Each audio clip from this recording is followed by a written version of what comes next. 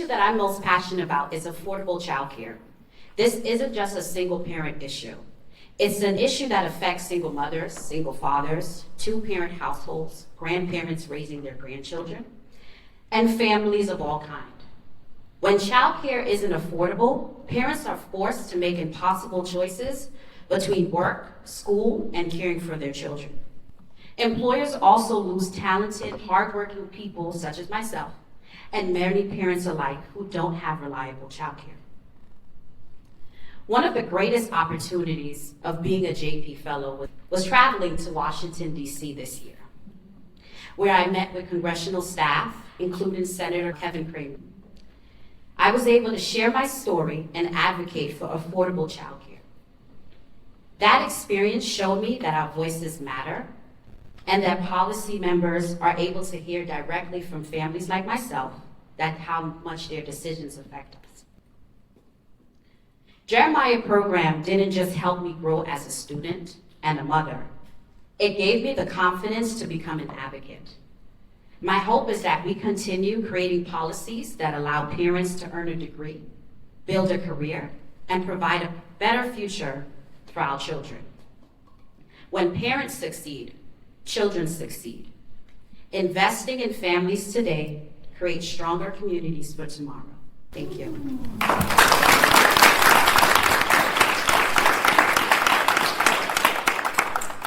I do now want to introduce Ms. Laetitia, my mentor. Ms. Laetitia is the Executive Director of the Jeremiah Program, Fargo-Moorhead campus. A seasoned leader with nearly 30 years of experience. She is passionate about advancing opportunities for women and children through community engagement, advocacy, and system change. She's a Bush Foundation Fellow and published author. Ms. Laetitia brings a collaborative, equity-centered approach to leadership and is committed to building stronger communities where families can thrive. So let's please give a hand clap to Ms. Laetitia.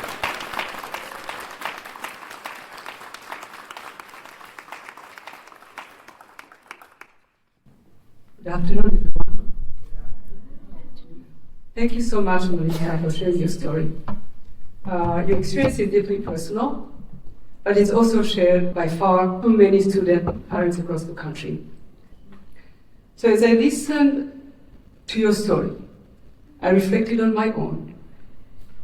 And years ago, I was also a single mom, attending college while raising 2 children, and working full-time.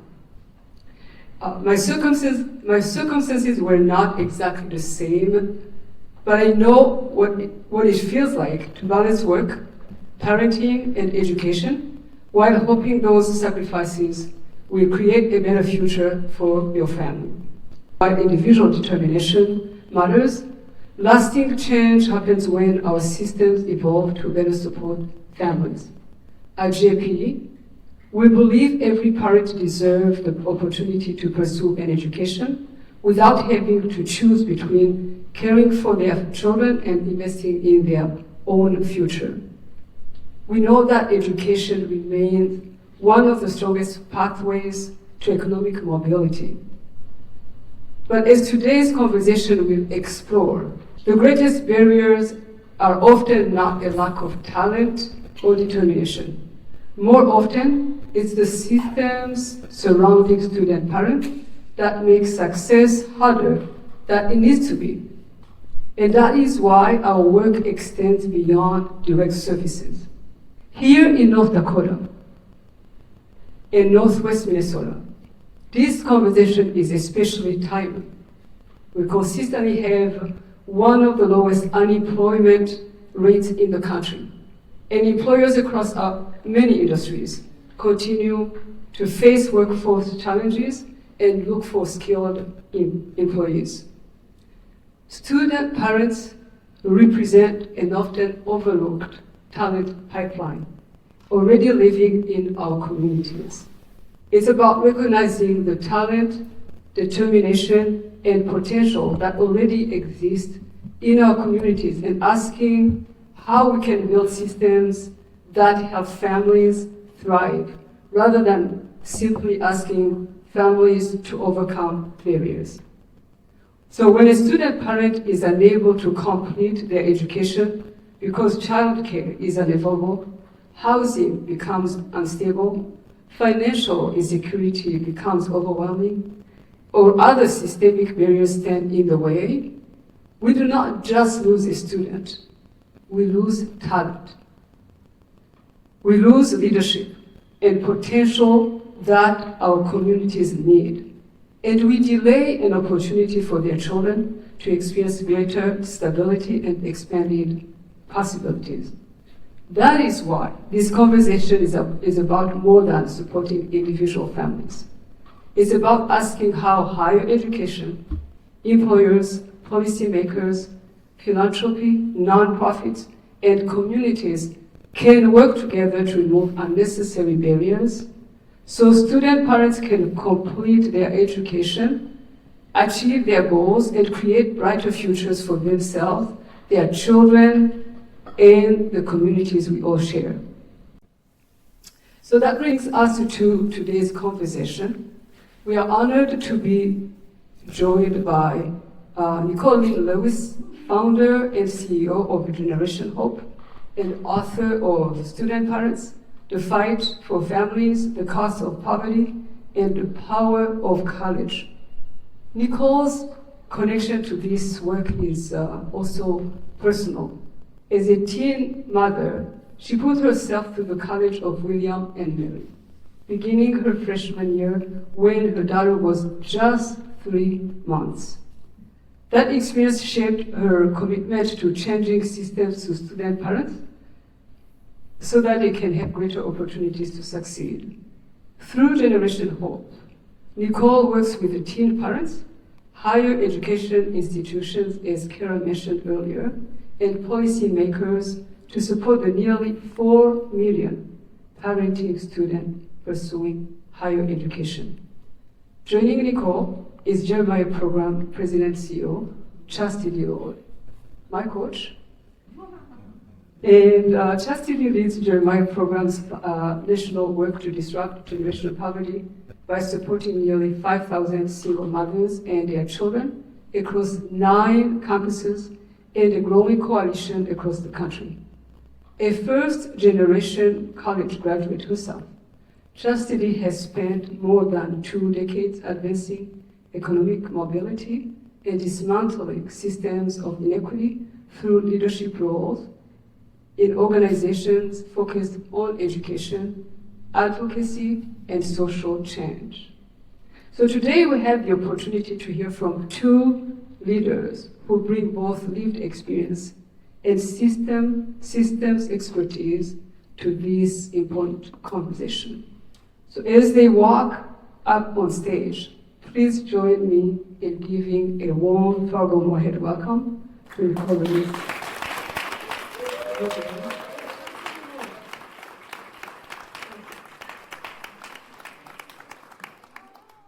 So this is what we're about to do. We are about to have about, I'm looking for Andrea. Yep, okay. We're about to spend about 20 minutes. Yep. All right. 20 minutes in conversation about this incredible book, her second book, by the way. Her second book. Lynn Lewis's book, The Fight for Families, The Cost of Poverty, and the Power of College. But it's important that I want to make sure that we also see this as an opportunity for us to be in conversation with each other. And so we're going to be in conversation about the book, and then we're going to invite Laetitia onto the stage for the Q&A portion, because we want the questions to be anchored around the relevance of Fargo-Moorhead, national, also for the author, and so it gives an opportunity for us to be able to slice and dice the questions in really strategic ways. And so we're going to be able to welcome Laetitia up in a little bit. And so, I love being in conversation with Nicole. Incredibly talented human, very humble, a powerhouse in her own right.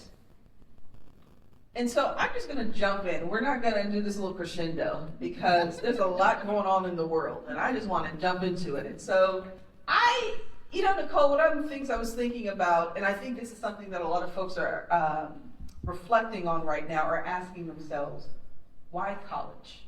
Why is college important in 2026? When you hear about unemployment rates or layoffs, when you hear about, I don't know if you guys heard about something called AI. When you hear about the reality and the cost of living. And so, why college in 2026? What's your take on that? I know it's something that we're in conversation about, but let's just kind of put it front and center and talk about it. So why college?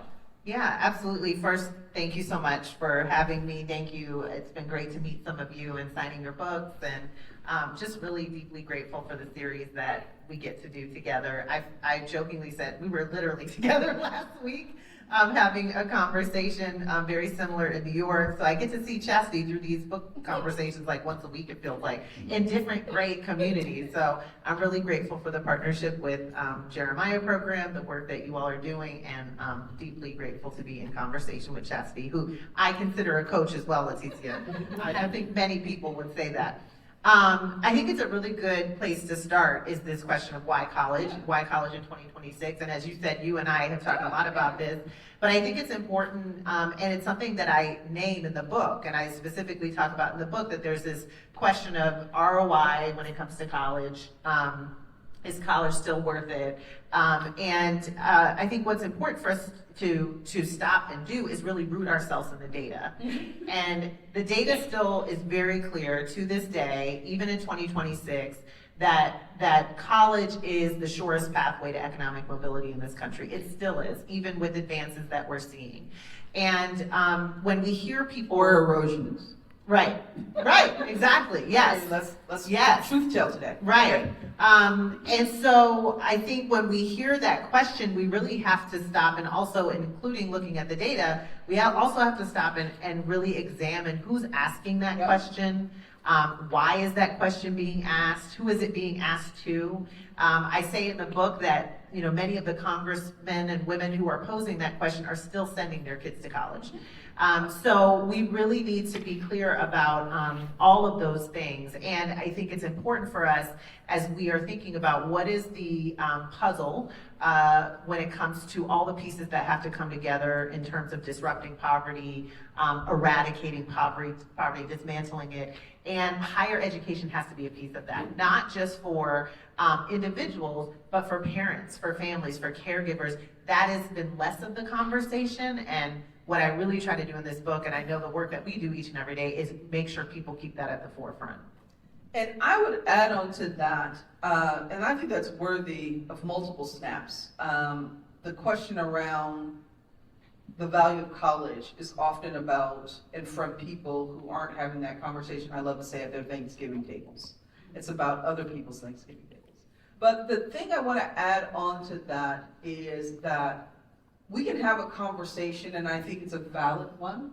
We should all be willing to pose questions around the ROI on college. I think the dissection of the question that I often have is, should college be an option for everyone? And what conditions have to be true for it to be an option?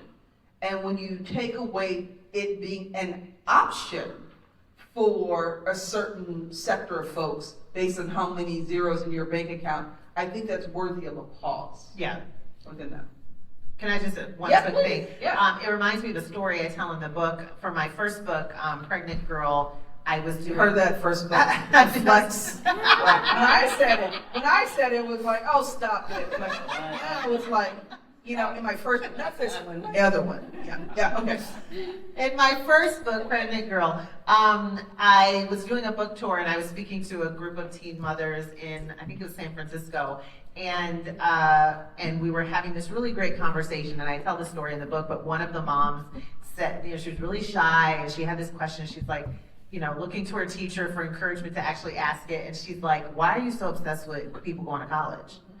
And I said to her, I'm not obsessed with people going to college. I'm obsessed with you having the choice and the option of going to college. And so I think exactly what you said, and what are those conditions? And each chapter in the book really addresses what conditions need to be met in order for that to be true when it comes to childcare, when it comes to housing, when it comes to college affordability, right? Like going down the line, food insecurity. And that's really the key, because college isn't necessarily something everybody wants to do, and that's okay. But for anybody who wants to go to college, the option should be there. And when the decision is made for you that influences your ability to see yourself in the Yes. seat, it's important for us not to see that as them not wanting to, when it has been, Yes. a bridge hasn't been created for them to see Right. themselves in there. All right, so This 20 minutes is going to fly by. I know. But we need joy. I don't know about you, but I need joy. How's Liam doing? He's good. Okay. All right. You talk about this a little bit. You were just talking about this, the way that the book is organized. And you talk about the barriers to economic mobility, as well as the fuel for economic mobility disproportionately. Higher ed represents the fuel for that. And once again, it's important to think about for mobility, not for just the high-wage job, just the one-off sprint, but for the long-term pay time off, all the things that kind of play into that. And you disaggregate the conversation through the lens of some of the, what I love to say, the 5 key things that lower income, working class, and many middle class folks, disproportionately women, wake up thinking about. Yeah. Childcare, housing, food scarcity, mental health, and education. But you do this not just talking about the issue, you also talk about the systems and structures that actually stand up that issue. And so each chapter has a really creative name, where you take on the role that public policy plays across all 5 of those. But you tee this up through a frame called casserole ministry. Yes. And so on page 5, I want you to start at that very last paragraph on page 5, where you say, my son's preschool. I can read through that. My son's preschool is housed within an Episcopal church. And in the lobby where the sign-out sheets are displayed for parents, there's a station for the church's casserole ministry. It's a stack of aluminum foil pans with a recipe taped inside each one, along with directions for where to drop the warm, bubbling meal to feed a family in need. Several pans are taken from week to week, then the stack is replenished again. The popularity of the casserole ministry can be attributed to its convenience and ease, mirroring America's preferences when it comes to helping those in need. We are more likely to rally around solutions that focus on symptoms of our most pressing problems rather than their root causes. Homeless services, food banks, crisis centers, and coat drives give people a palatable way of dealing with poverty. Providing a night at the shelter or a tasty casserole allows us to feel good about helping others who have fallen on hard times as a result of their own unfortunate individual choices, like dropping out of school, selling drugs, or having a baby out of wedlock. Why did you start there? Why did you think it was important to set up the framework of the role of the one-off versus systems change? And how does it play into the conversation around the fight for families, the cost of poverty, and the power of college? Yeah.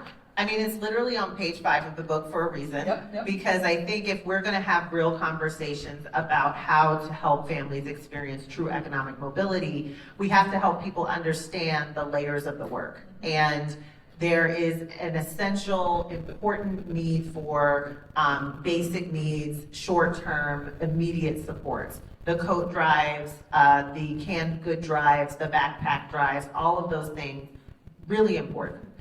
And that's often, unfortunately, where most people stop, is like, okay, I provided the coat, I provided the canned goods. And really wanting people to know that if we're going to disrupt poverty in meaningful ways and lasting ways in this country that affect more than one family that gets that backpack, or several families that are able to put a Thanksgiving meal on their table, we have to go deeper. And we have to really look at what are the conditions that are making these families, millions of families, need these supports in the first place. And so it's a both. and, right? Like you and I have talked about, it's not one or the other, but it's really saying we need to support those food pantries and you know, do those short-term basic needs supports. And we have to look at what are the policy opportunities, what are the levers in our communities, in our country that would make it so everyone has the resources to provide the food on the table in the backpack in the first place. And I think it's really hard to move the needle in a meaningful way unless we help people to understand the importance of both of those things. And I think that's really important because I think in a lot of ways we're at a time of scarcity where we think it's either or. Yeah. We either need to think about lower income working class folk or you have to think about your family. And both things can be true. How do we design things in a way where a rising tide lifts all boats? You've heard me talk about this framework of when we center single moms. Yeah. Stick with me. When we center single moms, you immediately, as an organizing framework, you immediately create a space to bring in a conversation about children. You immediately bring in opportunity to bring in a conversation around gender, economic mobility, workforce, just by centering. And people think it narrows the conversation, but it actually widens it. It allows us to design something that actually works across a much larger continuum, especially when you think about something like childcare. On page 69, so chapter 1 was around the casserole ministry. This chapter is around childcare and breathing. And what I'd love for you to read on page 69, in that second paragraph, and I think this is so, she's a really good writer. She really is where you say to say something. Yes. Go. To say something is broken is to say that it was once whole. Hold on, wait through that. To say something is broken. To say childcare is broken is to create a belief that it has been working. I just think it's just really powerful. Go ahead. But many things come into existence fractured or missing something, inadequate, disjointed. We're taught that systems begin on the right footing, crafted with good intentions and proper supports, and time and neglect erode the strong inner workings and cause cracks to form. But what if the cracks were always there? Make the world a better place may sound like a call to get things back on track, but many times it is a call to create a new track with a new destination. To right wrongs, to fix things never meant to be just or fair, and to remedy holes and gaps. Why did you call it breathing? For a couple of reasons. So like you said, every chapter I try to write books that I would want to read. And I want to read books where I'm like really brought in, you know what I mean? Even if it's about policy and data. And that's not easy to do, policy and data, to really make you like brought into the topic and have it resonate. So for each chapter, I try to get to kind of a core thing. And for childcare, it was breathing because, one, I think we have to look at childcare as important to this economy and our communities as air, as oxygen, as breathing, right? We are not going to be strong communities, strong families, a strong country unless we deeply invest in our childcare system. But also on an individual level, I describe a story of when I was in college with my daughter and essentially we were kicked out of the childcare center on campus because I couldn't afford tuition. And I describe in that moment, it felt like I couldn't breathe. Like I just could not provide this essential thing for my daughter. And so I think it's a really strong metaphor to help us just kind of sit with how important it is that we have a strong, accessible, high-quality childcare system in this country. And I think, you know, the metaphor of air, breathing, oxygen is really important. I love that. Before we... This is one of the hardest things, like I know. opening a book, holding the microphone. I love that, but and I'm going to move over to housing in a minute, but I want to highlight something. I think we often allow conversations around things that are not working or broken to feel very community-centric. to feel very zip code constrained. This is not a Fargo-Moorhead issue. This is a national issue. And, one of the things that JP does every year is we hold this national summit, like in person, 600, women from across the country of our 9 sites, alumni. And this is the first year we opened it up to any single moms in the country. Fast forward, we had 2,500 folks sign up. Fast forward, we partnered with a research institution on the front end. Fast forward, 1,900 of those, almost 1,800 of those completed a 33-question survey. Why do I bring this up? It was across 43 states. It was evenly distributed across north, south, west, all the things. 97% of 1,800 women across 43 states, and it's right here in this report that's on your tables, by the way. 97% of 1,800 women said that they had experienced an extreme housing hardship in the past year. Did I mention the conference? It was in March. And when we think about that, when they said childcare, 64% said they had either had to leave a job or turn down work because of childcare. 64%.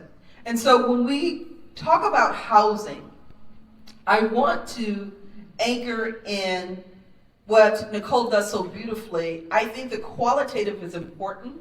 But when we hear the data, it's important to know it's not regional, it's not niche, it's not something that's just reflective of something that you're seeing. These are national issues around childcare, housing, food scarcity, mental health, and education. On page 127, I think you were a little, this is going to age me, some of you go get this. It's a little Miss Cleo. Remember Miss Cleo? You title your housing chapter, Housing and Beginnings. And there's a lot that's not going right, and I don't want to give too much voice to this new bipartisan housing bill that passed. But let's be clear, we haven't been able to pass anything on both sides of the aisle about something that has to do with our day-to-day lives in a very long time. True. And so I do believe these are issues that create an opportunity to facilitate conversations, to create a beginning toward a bridge in a very real way. And so, Nicole, I'm actually going to read this, and then I want you to unpack what it meant when you were writing this. Because this is the thing that pauses me often. There is no state or county in America in which a renter, full-time at minimum wage, can afford a 2-bedroom apartment. I'm going to read that again. There is no state or country in America in which a renter working full-time at minimum wage can afford a 2-bedroom apartment. None. While housing unaffordability is a multifaceted problem, 2 of the most significant contributors are increased costs and lagging income. Housing costs have soared over the years, and income hasn't grown at the same rate. Page 131. It's not enough to just have a roof over your head, because I want us to extend on this conversation, you so beautifully do. It's not enough just to have a roof over your head. The quality of your home profoundly affects your ability to pursue your education, create strong social networks, stay physically and mentally healthy, and grow up strong. An estimated 45 million homes in the U.S. have one or more health or safety hazards, such as a leaking roof, ventilation or insulation issues. And 6.7 million of them lack the basic necessities. 6.7. So we're having conversations around housing, just getting folks in a house. But I want you to know we have to disaggregate that. 6.7 million of them lack the basic necessities, like electricity, plumbing, and adequate heating, that had structural problems like holes in the floors or cracks in the walls. And as Nicole unpacks this a little bit, what it meant to write about this, I think it's important for us to sit this within the context of 2026. This is not just around rising eggs. We've been there before. This is around rising grocery prices across the board, rising gas prices across the board, rising utility prices across the board, rising rental prices across the board. It's a sobering moment.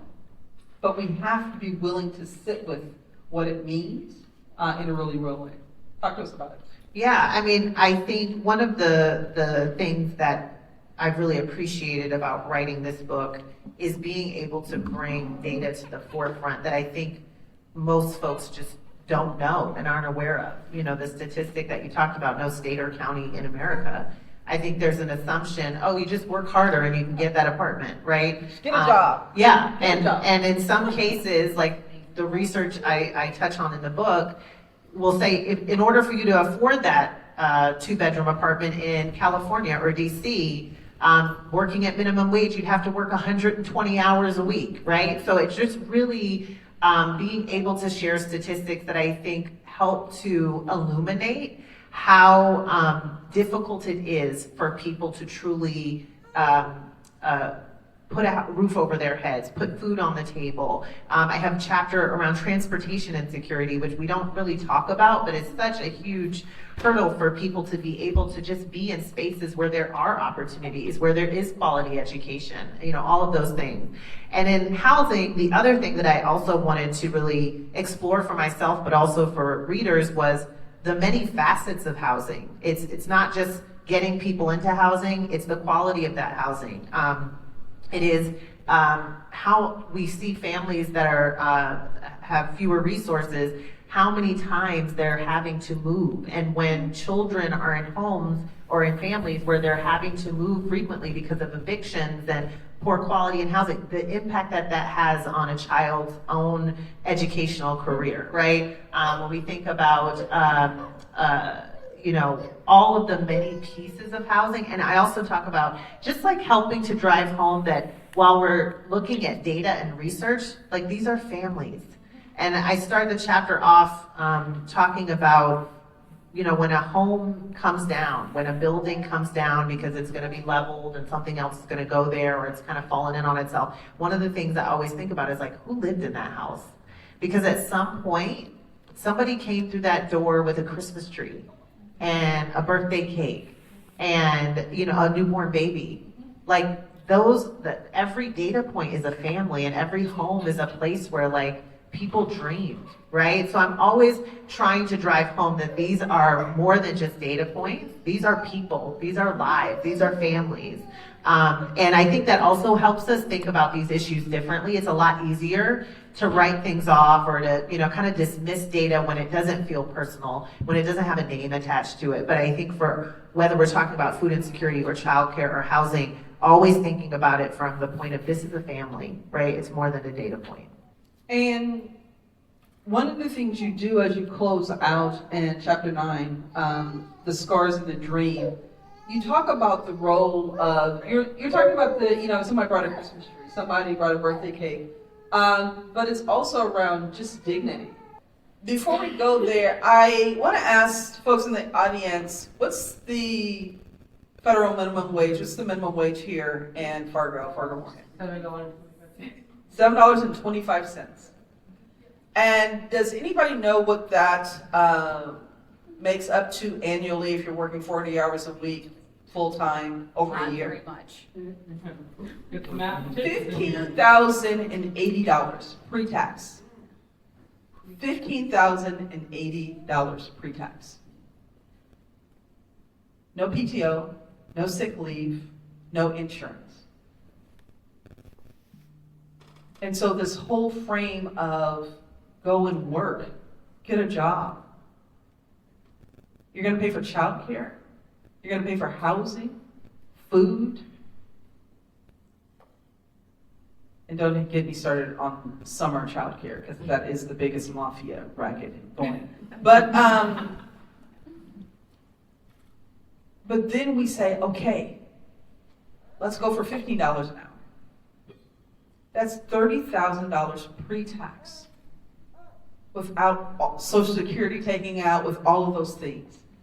The math doesn't math. We have to sit with that in this really big way. And the math hasn't mathed, but just imagine what the math is doing in 2026 and beyond. And so when you talk about dignity, when you talk about someone lived there, I often think about what does it mean to get up every day, go to work, feel a sense of responsibility of going. And your country hasn't ensured that that agreement allows you to just survive. And how emotional that must be, how embarrassing that must be, in this really kind of key way. And so in the last chapter, I'm going to give Nicole the floor, and then we're going to open it up for Q&A, and Laetitia is going to join us. On page 138, if you could read that, those two paragraphs on 138, the scars and the dream. The first and second? Yes, please. More than 20 years ago, I slowly pushed a clattering shopping cart out through the lazy automatic doors of a Williamsburg Food Lion. With no groceries, just my hungry toddler looking up at me while I tried to figure out how we were going to eat that night. The long walk to my white station wagon was measured and surreal.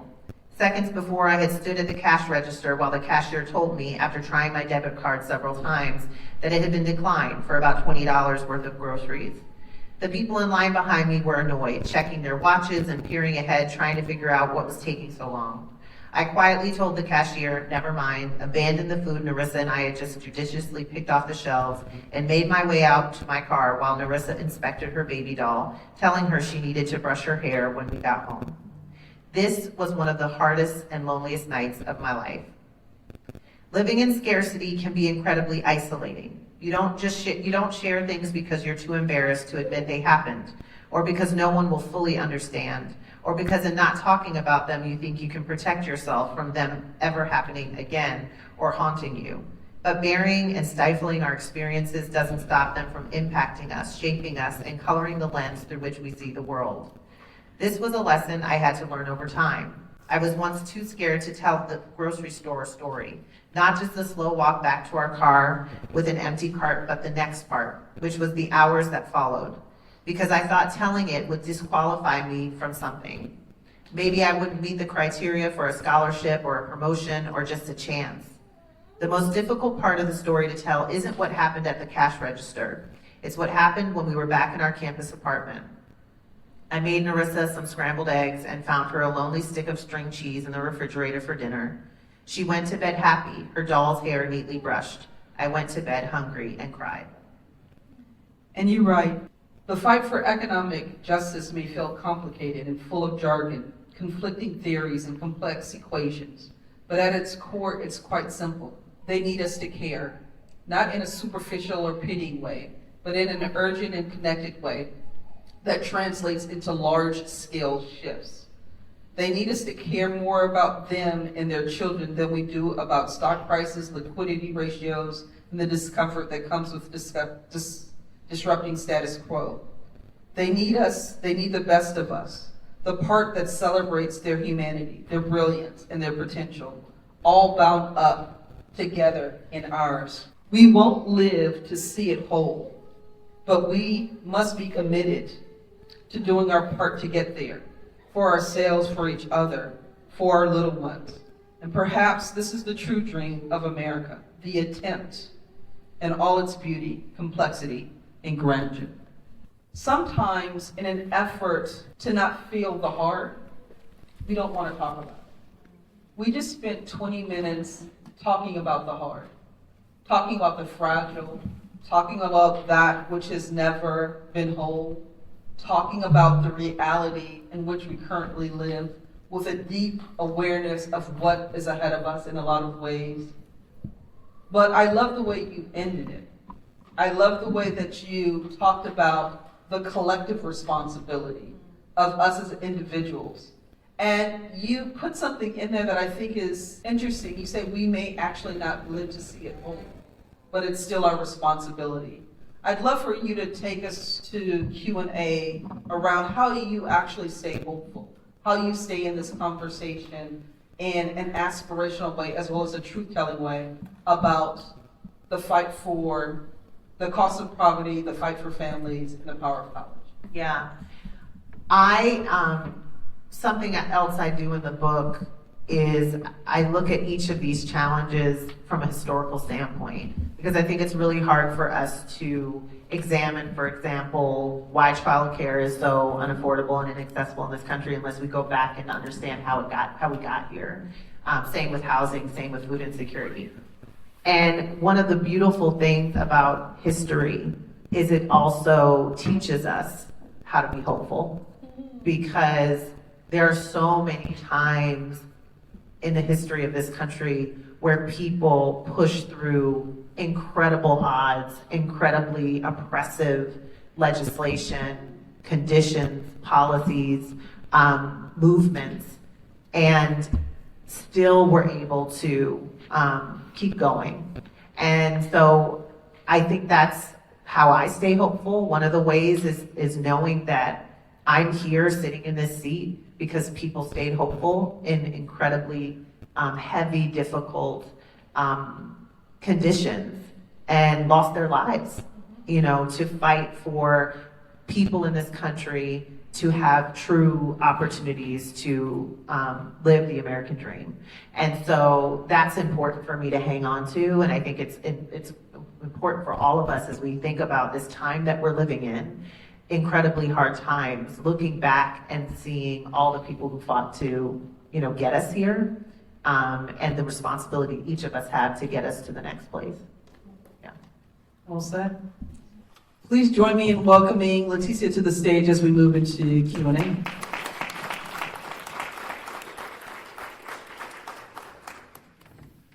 I'm Andrea, for those of you who don't know me. Thank you again for joining us for this beautiful discussion. I love that comment about hope. That really resonates with me when sometimes it is very hard to stay hopeful, but that's so true. So thank you for that, Nicole. We are going to start off our question and answer session. Randy from Thrivent is going to start us off with first question, as if you need a minute to reflect and think on all of these really great thoughts that have been shared. And so you can either use the QR code if you don't feel comfortable sharing. If you would prefer to not use the QR code, we're happy to come and bring you the mic as well, but it will probably run more smoothly if you are comfortable using the QR code. So Randy's going to kick us off here. Use it. I'll give you time to navigate. Well, thank you so much for the conversation. I really loved the word you used about attempt, because I think that, especially in how the world is right now, defeated, and what's the point of even attempting? And so I just love that. And so the question I was gonna ask actually was, for each of you, what hope looks like for you in your roles in your own communities, hope in action, I guess. And what kind of hopeful attempts would you recommend we make in our day-to-day lives as we try to tackle this together? And I'm going to allow Nicole and Laetitia, just so that we can get as many questions in as possible.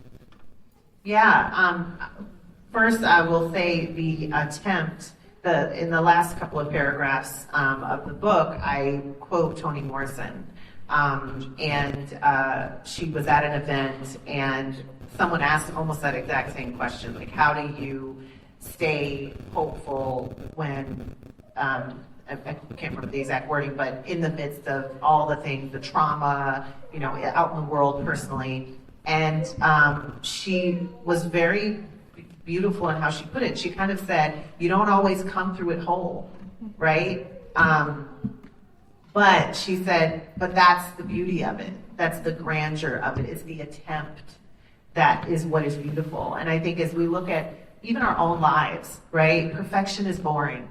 It's when we think about our own lives and our own journeys, it's the hard parts often where you grow the most, or where, if you're looking at someone else's journey, where you feel most inspired, right? And I think the same thing for us as a country is, the point is not to be perfect, because that ship sailed a long time ago, right?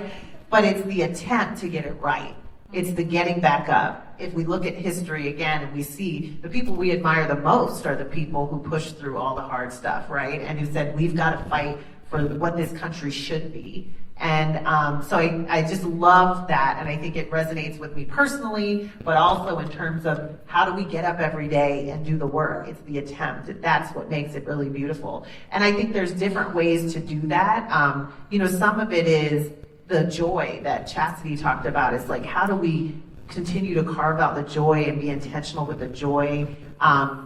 Something simple for me is like playing in the yard with my kids, right? That doesn't feel like an act of huge resistance, but it is, right? And so looking for those things, but then also looking for the things that are more overt, right? Where are there opportunities in the community to come together and say, hey, there's a piece of legislation or a policy, that's going to address affordable housing in this, in this community, or unemployment, or, getting the right people into the right jobs, or, all of those things. And so I think it's the personal day-to-day intentionality of just carving out joy in the midst of really hard times. But then it's like, where are there real opportunities to create large-scale lasting change? That I can get together with my mom's group, or my, the ministry at my church, or my neighborhood collective, and we can really advocate for a policy change that's going to make a difference for families. That was beautiful. So for me, I have the privilege of experiencing hope every single day in my role at JMI program. I typically stand in 3, sorry. Okay. So when on a daily basis I get to see Stacy and Leon in the hallway of JMI program, I see Robin and Zachary and the other 2 kids working hard and going to school and juggling everything that they have to juggle while raising families against all odds of the systems that are not built for them. So I'm always hopeful when I see someone like, Tori Terra was here as well, who graduated from Jeremiah program and who's now creating change through the nonprofit that she co-created, but also as a nurse, Sanford, right? And looking at how many while raising 4 kids, 3 kids. Yes. Or include the partner. And if you say so. So truly, looking at, today is Tuesday afternoon, like-minded people who take time out of their busy lives to come and be part of this conversation. To see my representative, Senator Weber, from my own district here, who's listening and who's hopefully going to carry this to Bismarck. So looking at the team at Jeremiah program who is working hard, connecting with other community partners and service providers, whether it's higher ed or any other program that we can think of. But looking at how many hours they work tirelessly and honestly focusing on what we can control. If you know the story of the starfish, you know that yes, maybe it's going to be too much for us and overwhelming to think about the things that need to be fixed. But we can do something in our own, as individuals, but also collectively, and you define that village.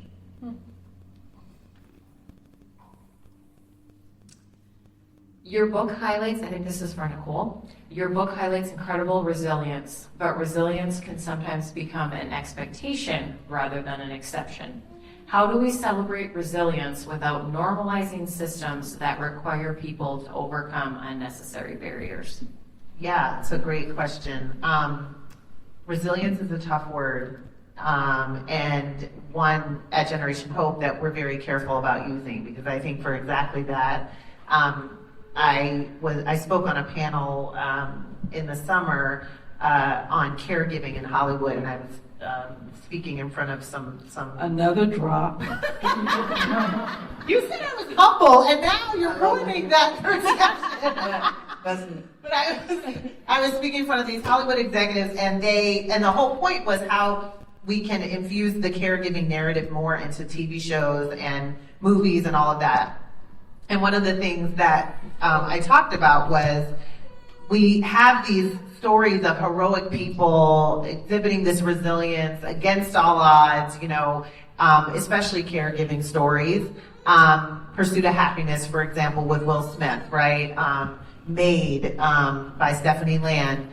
And we lift those stories up, but we don't talk about the fact that heroic, exhibiting those heroic qualities should not be required, right? It should not be that we are we create these conditions where you have to have Herculean efforts to put food on the table or to be able to go to college and raise a baby. Like, there's something wrong with that. So I do think when we talk about poverty, when we talk about families, we really need to talk about, be careful with the resilience and the heroic kind of image, because it can take away from the fact that it shouldn't be this hard in the first place. You shouldn't have to be Superwoman to go to college or to, be a single mother in this country or a single dad, right? And so we're very careful about that in our storytelling. And I think it's a really good point because it drives home what needs to be normalized are these stories, is the ability to be a single parent and to put food on the table and to go to college. That needs to be the norm. So we really have to flip the way that we're talking about it and the way that we're setting up our systems. We have a couple of questions with a similar theme here. One says, it was discussed that barriers student parents face are largely systematic rather than individual. How do we shift the public narrative away from asking, how can student parents work harder, to asking, how can institutions work better? And then a similar question asked, what could your college have done as a student parent to help remove hurdles or help you clear those hurdles? So I think, especially speaking from your personal experience, Nicole and Laetitia. Sure, I can start off. I think it's a really good, it's a great question to touch on the exciting work that we're doing with Jeremiah program and with higher ed institutions here in this community, because that's what the other side, so at Generation Hope, we support teen moms and teen dads in college in 5 geographies: DC, Maryland, Virginia, New Orleans, and Dallas. We're doing direct service work, really holistic wraparound supports to help those families and those parents get to the graduation stage. And then on the other side of the organization, we do systems change work, and we're literally addressing that question, which is how can we change systems to better serve student parents?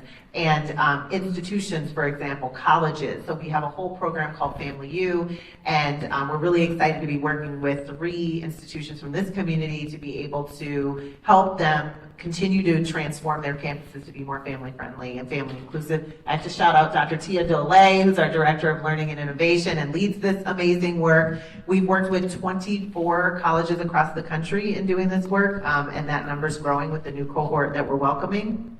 But we have a whole framework that we work with colleges on, core competency areas, 4 areas: data, policy, people, and culture. And we really help institutions examine where are they in terms of each of those pillars and serving parents and caregivers. And we look at everything. So, for example, it's policies, like that makes sense. Many institutions have no kids on campus policies, and this is not working with this on my lap. That's a hard stop, Is there right? anything else I can do? White M&Ms in the green room. That's a hard stop, right? If I can't bring my kid on campus, I can't get extra help with my professor. But then we have things that people don't think about, like, do you have diaper changing stations in your restrooms? Do you have high chairs in your dining halls? I've never been more excited to see a school that we work with put 56 diaper changing stations across their 6 campuses, but it's like, that matters, right? So we're doing that work. And William & Mary, for folks who aren't as familiar with William & Mary, it's one of the oldest colleges in this country.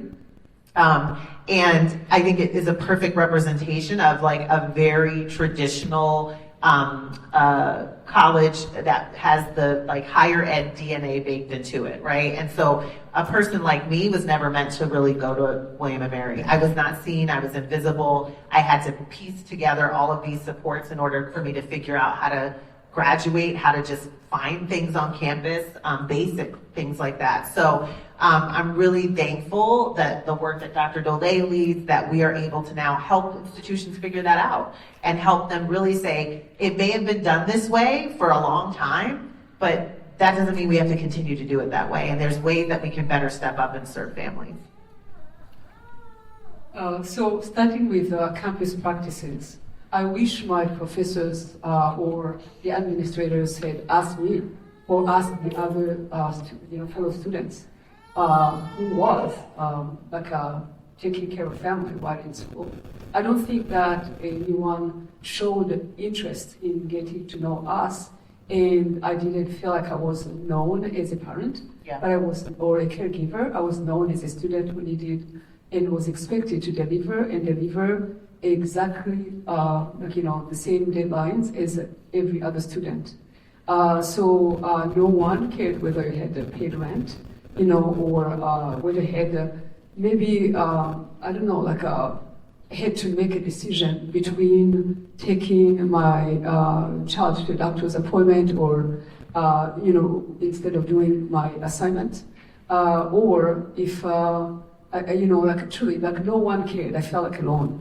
And I feel like when you think about campus practices, starting with building systems where you can really get to know who your students are and what those needs are, and at the same time, being strong advocates, consistently, intentionally on building, around student financial aid. Like I wish I could have been able to pay childcare to kind of like write childcare to my student loan as an expense, or transportation. Like if my car was broken, how was I was just one expense away from dropping off college, and I was not one person. So I think we have like 6 local higher ed institutions here, and I think that we have an opportunity to really build that coalition of continuing this discussion and looking at what can be done, at the campus level. But we also have a community where, that's small enough that we get to know who our legislators are, so we can build that relationship and really, be on their case, be on your case, Mr. Weber, and really tell them how the policies that are made, in Bismarck or City Hall affect, Zach here in front of me, or affect Matea, I think in the back, So I think that we can really be better advocates, and we can bring the human story behind the statistics. How do you help others reframe their thinking or educate them around fixing the problem upstream and creating systematic changes instead of focusing on symptoms and the casserole ministry? I feel like I've been talking a lot. You have something you want to offer there? I think one of the things that might be unconsciously baked into our desire to do that is to sunset that inquiry. We have to hold that inquiry and that interest. There are a lot of folks who really enjoy stuff in book bags. Yeah. Really enjoy cooking the cookies. Really enjoy bringing cans to food pantry. Creating a space and affirming those actions, while simultaneously introducing another part of the equation. And so one of the things that I think has often taken place is a desire to educate those that get joy from those things. And I think there's an opportunity to extend the the love and extend the awareness of other ways that they can actually participate in the larger upstream strategy. And so it's been a part of my own learning. So that's what I would say. I think it's important to create a space for that in addition to introduce this other variable. Yeah, I think that it's funny because we kind of talked about this last week in New York City. We were talking with an employer, a large company, and one of the things that we kind of teed up was like, I mean, companies are a great example. Like, they're always looking for volunteer opportunities, and you're stuffing backpacks, and you're building a house, or all those things. But not taking the time to understand the issue and how that house or that backpack fits into the larger context, right? And so I do think there are opportunities to say, hey, we're going to, stuff backpacks and do this for this local school that, maybe has a higher population of children that might need these. And we also are going to take a moment to get acclimated with the statistics in our community. What are the statistics around, these schools and which schools have resources and which schools don't, and what families are grappling with when it comes time to get all the back to school supplies. So I do think that there's an opportunity to educate people because, again, most people just don't know. They don't know the statistics. They don't know the larger context of many of these initiatives. And I do think it would be a wonderful thing, and we share this with the company, like, get your employees out to do these things, but also take a moment to educate them and to understand the larger context of, why we're doing this work in this community. I think that piece is often missing, whether it's a company volunteer opportunity or a church volunteer opportunity or a mom's group or whatever it might be. So I think taking the time to really get ourselves wrapped around the realities of the issues that we're volunteering for. The other piece I would say is stories are critically important. And I think they help to drive home, again, the heart of the work and why it matters and who is impacted and the day-to-day realities. One of the stories I talk about in the book, one of the very first stories is the very first application we got to Generation Hope when I first started this organization. So excited to see this first student that was applying after a year of laying the groundwork. This young lady had a baby at 12 years old. That was our very first applicant. And I often tell that story because when people hear teen mom, they're not thinking about an 11-year-old who gets pregnant. And I think it's important because that is a sobering moment for people to understand that many of the misconceptions and assumptions that people have about teen pregnancy, single motherhood, poverty is completely off. It's completely, it's off base. And helping people to understand here is the actual reality of these issues, and the stories matter. You don't have to attach names, but really giving people an understanding of, how this is playing out in people's lives. And I do think that really makes a big difference in terms of people maybe shifting their mindsets and thinking about things a bit differently. I want to extend on that. I said this last week too, is that we've all heard the phrase budgets are moral documents. I have really been pushing a belief that I think our calendars are too, how we spend our time. It's not just a one-off conversation like tonight's or this afternoon's community conversation. It's also around what are the repeatedly dues that are baked into our family rituals? What are the repeatedly dues that are baked into our professional development frameworks within our companies and our organizations? The one-off doesn't do it. It's the shock and the awe, but how do we stay proximate? How do we keep the glitter of life, the day-to-day realities of folks who are navigating the math doesn't math? How do we stay proximate? It could be podcasts. It could be, reading. There's so many different ways to do it, but I do want to make sure that we don't deduce it to the one-off, especially during a time where things are moving at such a clip. It's easy to become desensitized. So now, after all of this insight and great commentary on Nicole's book. We want to move from just meaningful discussion to how can we actually take some action? How can we move to systematic change? And you'll see the questions on your tables as well. If you've had a chance to take a peek and have any thoughts to enter in our Mentimeter. So this is going to bubble up, create some bubbles of themes and comments. So we're going to give you just a quick 2 minutes to enter some thoughts. And then if anybody is so brave to share out from your tables, we would love to do that. And then we'll have this visual through the slides as well. So 2 minutes. Yeah, do we have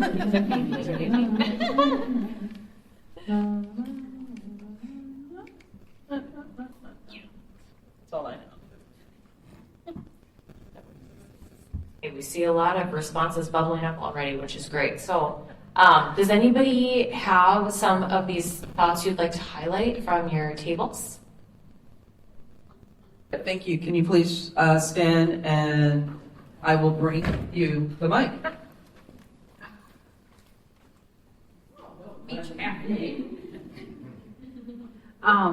I'm sorry that I missed part of it. I needed to go get my daughter, but That is not an apology. I did not leave my daughter outside waiting for somebody to pick her up. So come on. All right.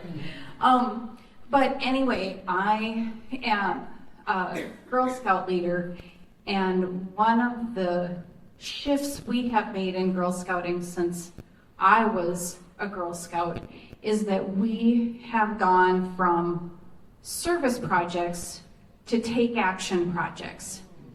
And the difference is that a service project is, like a drive, something that's kind of a one-off thing. Whereas a take action project has an element of education and has a sustainable piece in that we ask the girls to think about, okay, after you step out and you're gone from this, what is the impact? What is it going forward?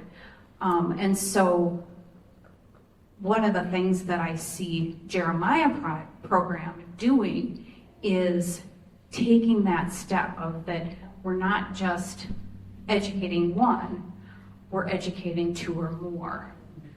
And I like that aspect that it goes, at least 2 generations are affected. Thank you for being brave and sharing. Anybody else want to highlight from your tables? Hi, I'm Laura Osterallen from North Dakota State University, and I'm really excited to be a part of the Generation Hope Family U cohort, along with my colleagues at M State, or MSUM and M State. So I can't wait to meet you, Tia. So we're thrilled to be a part of that, and I'm just sitting here thinking about how intertwined the systems are, because you think about higher education, and I want those same things that you talked about, both of you, Nicole and Laetitia, about want our faculty to care about students and do the right things for them and know their experience, and I want the financial aid to be equitable, and all of it is wrapped up in policy, and sometimes we feel like our hands are so tied. And the story you told, I almost cried about that you got kicked out of your daycare because you couldn't pay tuition. And at the same time, we can't operate if we don't follow the financial aid rules, and we don't have the funds, so it's so intertwined. So I can't wait to participate, because I do believe that there's hope and there's lots of things we can do, so let's focus on those things. But I don't know, I guess I don't know if that's a question or just an observation, but if you have anything to reflect on about the interconnectedness of all the policy and all the barriers, that, where to start. Yeah. I'll just speak really quickly. I'm a domino crier, so don't you do it. I did my makeup and everything, so don't do it. But I would just say really quickly, one of the things that I talk about in the book and that we talk about at Generation Hope is it's a puzzle. You know, and really there is no magic wand. So exactly what you talked about, it's so many things coming together. And I think when we think about it as a puzzle, it's less overwhelming. And it's more about what is my piece of the puzzle that I can help to contribute to. Because it's like, just because someone is paying your tuition, you know, say you got a check for college tuition, doesn't mean it solves your housing or your childcare or your ability to get to campus, right? So really, I think you hit the nail on the head in that it's like a puzzle and everything is connected. And what is my piece of the puzzle is, I think, a big question each of us can ask ourselves. One thing that stood out to me, and my name is Jared Pigeon, part of the campus. I was like, who is that? He's that voice, that campus diversity. I was like, God, are you there? You know, and honored to be a part of the local board. But one thing that stood out to me, it was your comment, Chastity, around when you had mentioned about that person, you know, filling the backpacks, delivering the cans and making space for them. And oftentimes, you know, particularly over the last few years, I've been thinking, you know, what does DEI 2.0 look like? Like, how do we get through this and survive? I believe the strategy is also how do you call in, like, what you were doing there. And sometimes, you know, like within the DEI field, you know, folks will get involved, and if they have a lighter skin, maybe they'll be called like a savior or something, whatnot, and we kind of exclude folks. And so I'm seeing the strategy, and so I'm glad to have folks in here and calling people into the work and making space for each of those can deliveries, but also the systematic issue. We had such good response on the questions. Thank you for everyone who submitted them, and sorry we can't get to all your questions and all your reflections. But if you want to continue this discussion after we're officially wrapped up here, please do. Please especially think of one action, you know, the next question, what's one conversation, connection, or action that you will take after today, even if it is, you know, maybe a little bit of a casserole, one even simple step that we can all take to, again, turn, you know, not just this meaningful discussion, but to actually take some steps to try to make meaningful change as well. So Let's hear it again for these amazing women.